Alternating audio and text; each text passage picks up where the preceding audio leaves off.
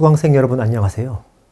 지난 시간은 공유지 비극에 대해 살펴보았습니다. 이번 시간은 죄수의 딜레마에 대해 살펴보겠습니다. 지난 시간에 말씀드린 것처럼 공유지 비극을 이해하려면 경제학의 가장 중요한 이론인 보이지 않는 손에서 출발해야 합니다.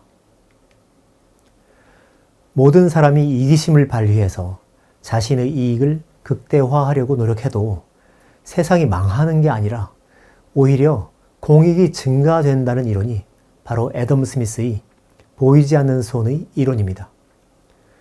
그리고 이 이론 덕분에 자본주의 시장 경제는 지난 몇백 년간 엄청난 성장을 이루었습니다.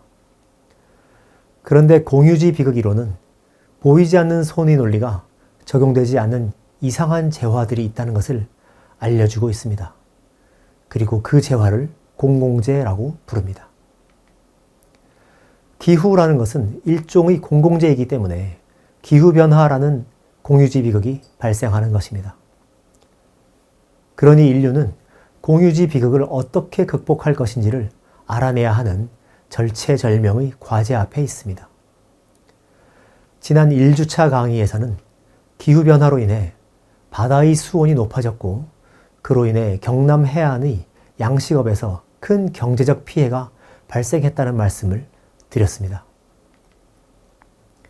이런 피해는 이미 수십 년 전부터 예상됐었는데 단지 그렇게 예상됐던 피해에 대응해서 적절한 예방 조치를 취하지 못했던 것입니다. 그렇다면 인류는 기후변화에 대응해서 어떤 일들을 하고 있을까요? 그런 일들은 효과적일까요? 지금까지 인류가 해오고 있는 기후변화 대응이 효과적이지 않다면 어떤 일이 효과적일까요? 이번 강의에서는 공유지 비극을 여러 각도로 이해해 볼 것입니다. 생태학자인 가렛 하딘이 공유지 비극이라는 현상을 발견한 1968년과 거의 비슷한 시기에 가렛 하딘과는 무관하게 연구하던 다른 사람들이 동일한 현상을 발견하게 됩니다. 미국의 시카고 대학교에서 수학으로 박사학위를 받은 아나톨 라포포트라는 사람이 행동심리학 등을 더 공부한 후 1965년에 논문을 발표합니다. 그 논문의 제목이 죄수의 딜레마였습니다. 죄수의 딜레마가 무엇인지 살펴보겠습니다. A와 B라는 두 명의 죄수가 경찰에 잡혀 신문을 받고 있습니다. 경찰관이 A라는 죄수에게 말합니다. 내가 범죄를 자백하지 않고 B가 범죄를 자백하면 너는 10년 동안 감옥에 있어야 한다. 내가 범죄를 자백하고 B가 범죄를 자백하지 않으면 너는 1년 동안 감옥에 있어야 한다. 그러니까 자백해라. 경찰관은 B에게도 똑같이 말합니다. 만일 두 죄수 중 누구도 범죄를 자백하지 않는다면 경찰관은 범죄를 입증할 수 없기 때문에 둘 다 아무런 처벌도 받지 않게 됩니다. 그리고 둘 다 자백하면 3년 동안 감옥에 갇히는 처벌을 받게 됩니다.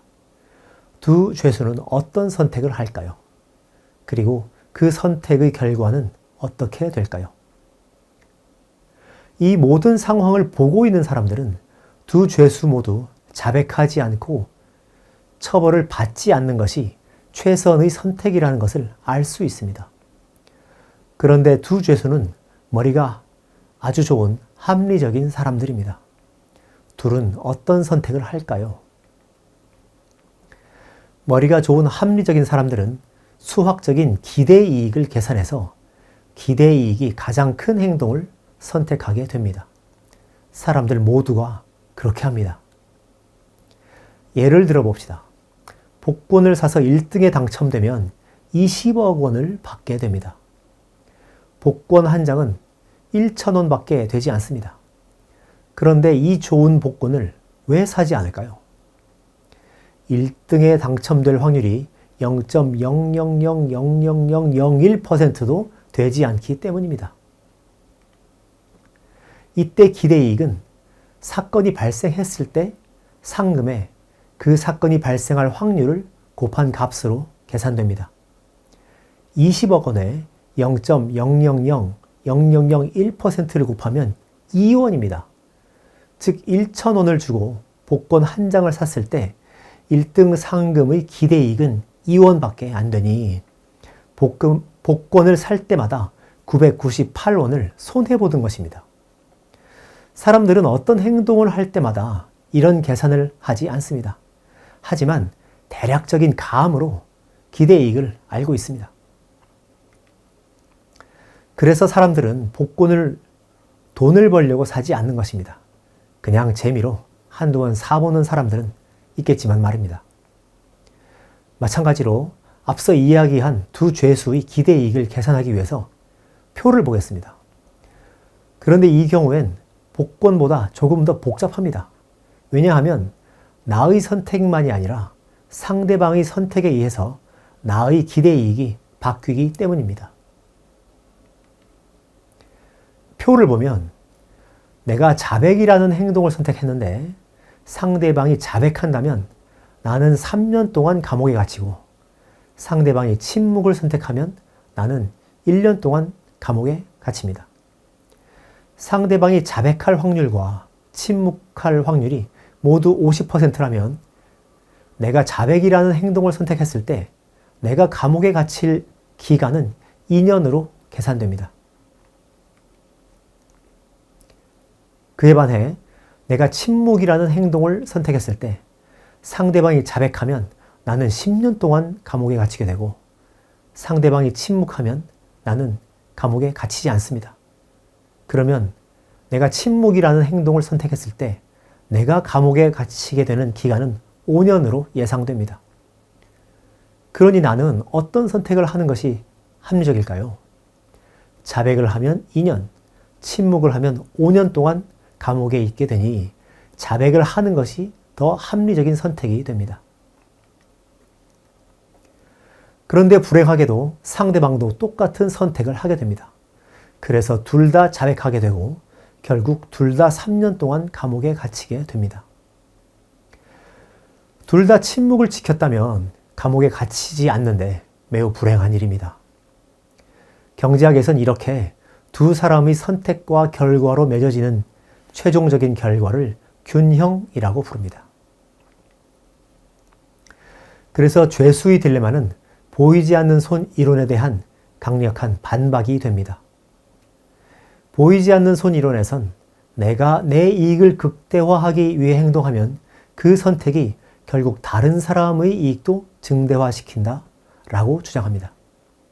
그런데 죄수의 딜레마 이론을 보면 내가 내 이익을 극대화하기 위해 행동하면 상대방의 이익은 물론 나 자신의 이익도 줄어든다라는 결과가 나옵니다.